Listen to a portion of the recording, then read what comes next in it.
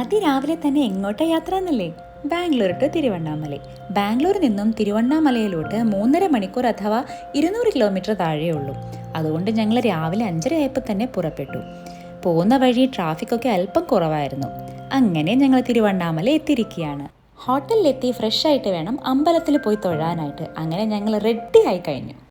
അമ്പലത്തിൻ്റെ അടുത്ത് പാർക്കിംഗ് സൗകര്യം കുറവായതുകൊണ്ട് തന്നെ ഞങ്ങൾ ഓട്ടോയിലാണ് കേട്ടോ പോകുന്നത്.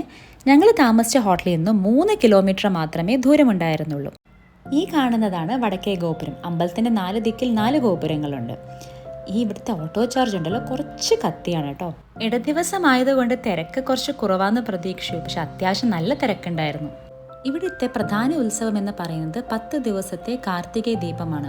അമ്പലത്തിൻ്റെ അകത്ത് ഫോട്ടോ വീഡിയോ പ്രൊഹിബിറ്റഡ് ആയതുകൊണ്ട് ഷൂട്ട് ചെയ്യാൻ സാധിച്ചില്ല. തൊഴുത് കഴിഞ്ഞിട്ട് നേരെ പുറത്തിറങ്ങിയതും പ്രസാദം കൗണ്ടറിൽ. ഇവിടെ വെറൈറ്റി ഓഫ് പ്രസാദമുണ്ട്. സ്വീറ്റ് പൊങ്കൽ, പുളിയോദരി, അതിരസം, ലഡ്ഡു, അതിൻ്റെ എല്ലാ റേറ്റും നിങ്ങൾക്ക് അവിടെ ബോർഡിൽ കാണാം. ഞങ്ങൾ സ്വീറ്റ് പൊങ്കലും പുളിയോദരയാണ് കേട്ടോ വാങ്ങിച്ചത്. രണ്ടിനും നല്ല ടേസ്റ്റ് ആയിരുന്നു. ഞങ്ങൾ തിരിച്ച് ഹോട്ടലിലോട്ട് പോവാണ്. അപ്പോൾ നെക്സ്റ്റ് വീഡിയോയിൽ കാണാം. ബൈ.